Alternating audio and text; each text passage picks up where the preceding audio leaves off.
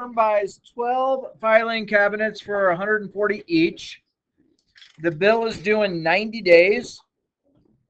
How much must the firm deposit now to have enough to pay the bill in its entirety if the bill is 12% per year? Okay, hang on. Let me understand this. They buy 12 cabinets at $140. Okay, so they are into this adventure for 140 bucks each. So this has got to be times 12.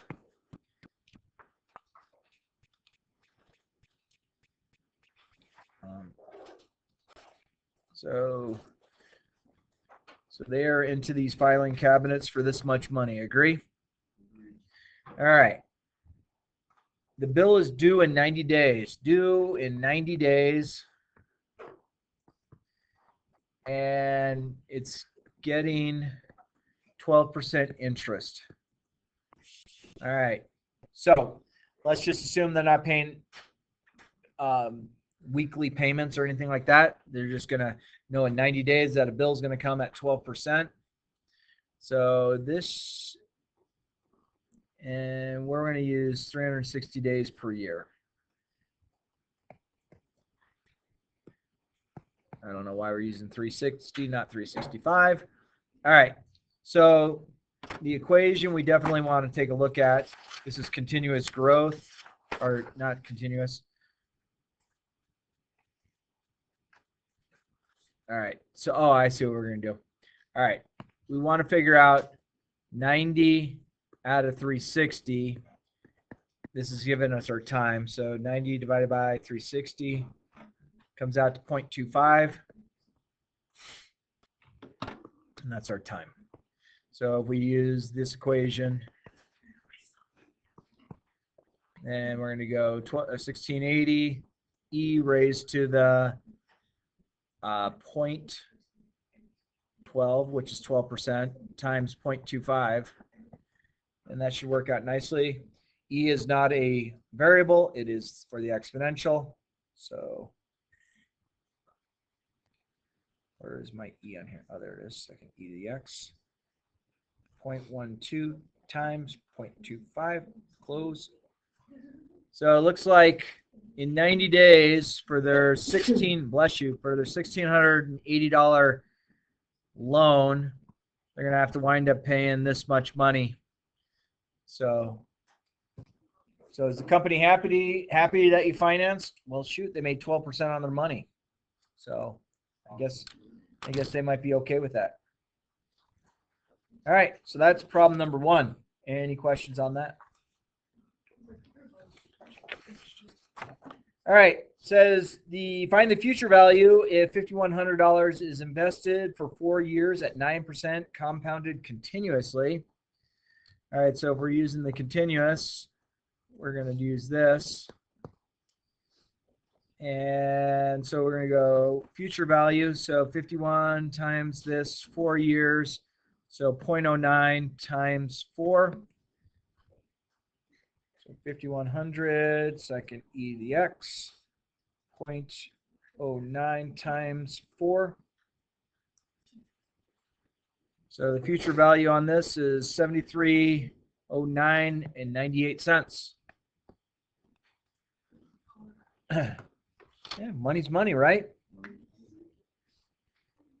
And 9% is not too bad. What's the market doing today? It's up? Yeah. So my predictions were off. Mm-hmm. I'm pretty sure. How much? Yeah, 3.4. So you got like 73.09 point. 6. Yeah, you should be fine. Yeah, so 2% dip there. 2% dip today? Mm-hmm. That's what I said? Mm-hmm. And it looks like we have a 1% drop. So proud of us. And I guess I'm not able to predict this as well as I thought. It's okay. Still pretty close this time. Yeah, you know. Close only works in horseshoes and hand grenades. And I think bocce ball now. In basketball. It's kind of like you roll a white ball out and you either have the red balls or the green balls, and whoever gets the closest. You roll like, I think there's 4 balls that you roll and try and get closest to that white ball. Really? Yeah.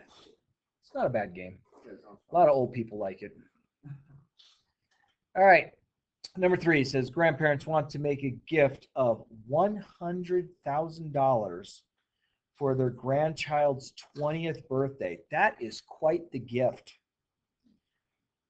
How much would have had to been invested on the day that the grandchild's birth for their investment could earn that? Okay. So this is their end result. They want to get to $100,000. So they're looking at a couple of accounts. So we have A, we have B, we have C, and then 10.5% continuous growth, 11% continuous growth, and describe the effect that the slight change in interest makes in the rate over 20 years. Okay, so we're dealing with 20 years.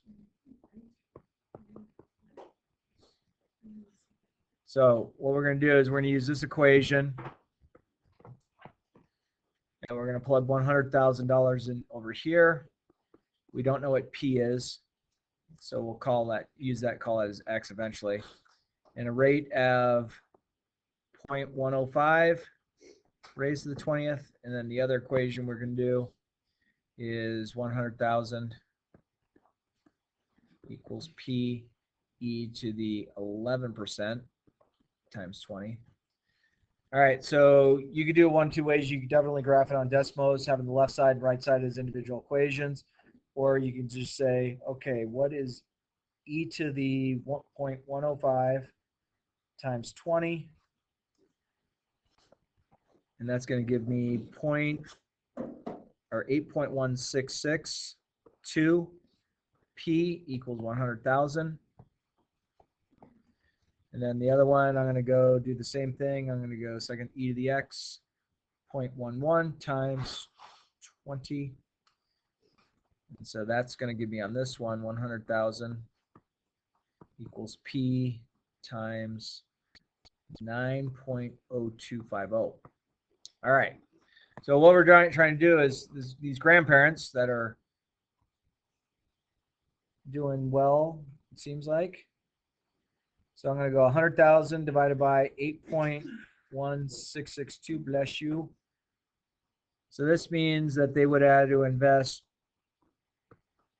$12,245.60 if you rounded up to the nearest penny. And then the other one, 100,000 divided by 9.025. So then they have to just invest $11,080.33. All right, so investing a little bit less to get the same amount of money seems like the right idea. So 11% versus 10.5%. So the P, the red, is what they would have to invest originally when the child was born. It's like, hey, honey, I found an account that's 10.5% at blah, blah, blah. And then the other person says, well, I found one that's 11%. They're like, what's the difference of 0.5%? Over $1,000. So go with the higher percent to earn the most amount of money, which is appropriate. Okay. Describe the slight effect in the change over 20 years. I mean, the change in the amount is 12245.6 minus 11080.33. So the difference in this is 1165.27. So saving yourself just south of $1,200 on an initial investment, I think that might be a good idea. Again, what's the right way to do it? I don't know. Time is on your side. Time works on your side on this one. Questions so far? Are we good? Number 4 says, how much more interest will be earned if $5,000 is invested for 6 years at 7% compounded continuously instead of 7% compounded quarterly? Okay. Hang on. I can't reach. I get an itch on my back. The only reason I have this board in this classroom, stop better do this once. Oh yeah, that's it right there. That was good. My shoulders don't work the same way they used to, so I can't reach as far. All right, so let's see what the big difference is between these two accounts.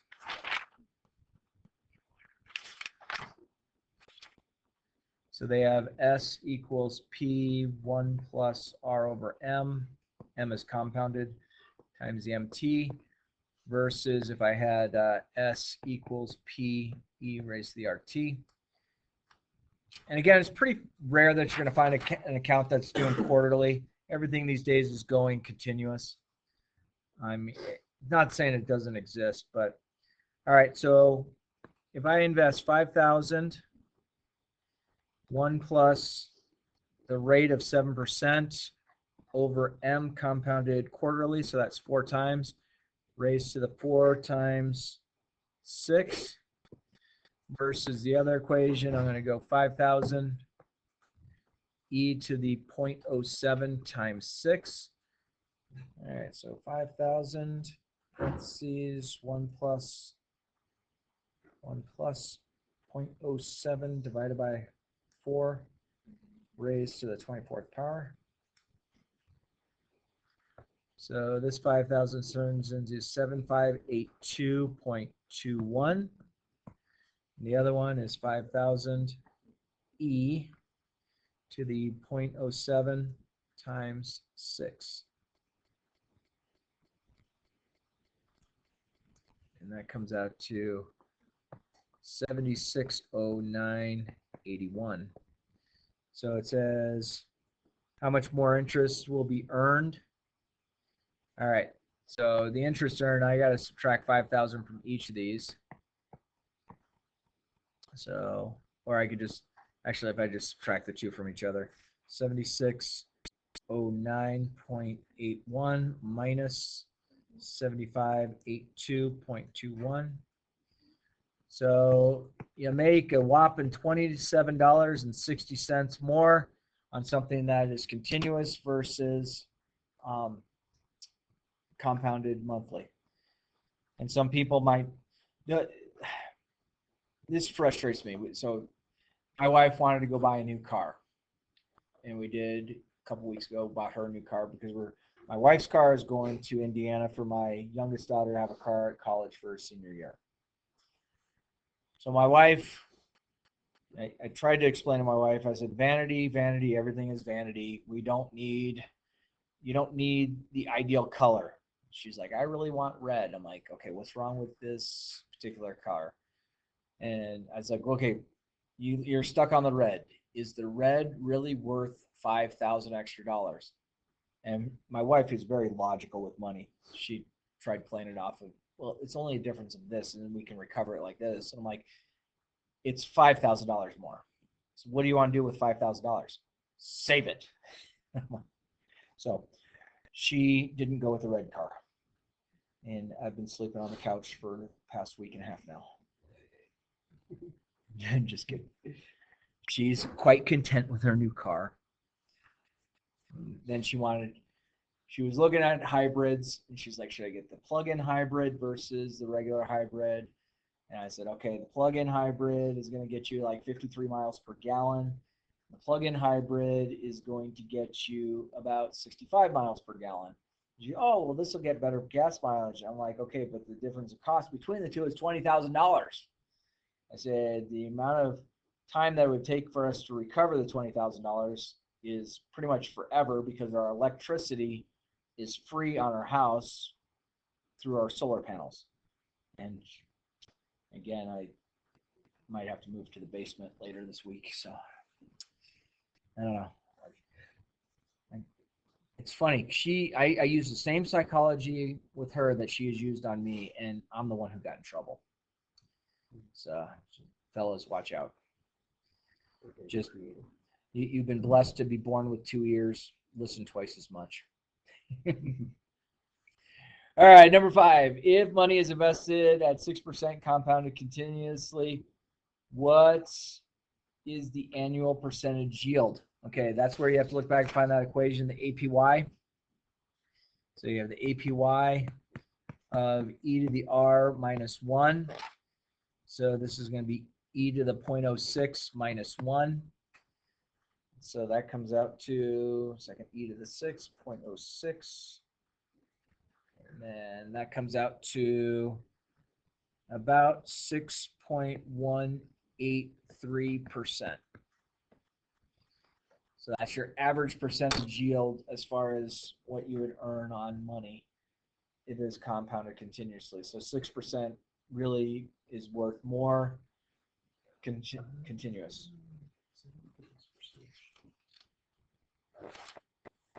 All right. Let's see. Taking a look at the last page. All right. Tomorrow's Thursday. Do we agree? Yes. Okay. All right. So due tomorrow, and I'll give you the rest of your work on this, is finish 6 through 11 on the next page of the 6.1 number 2. All right. Let's see. Gabrielle. Friday is real life math. I'm putting you on the spot. What do you want to know?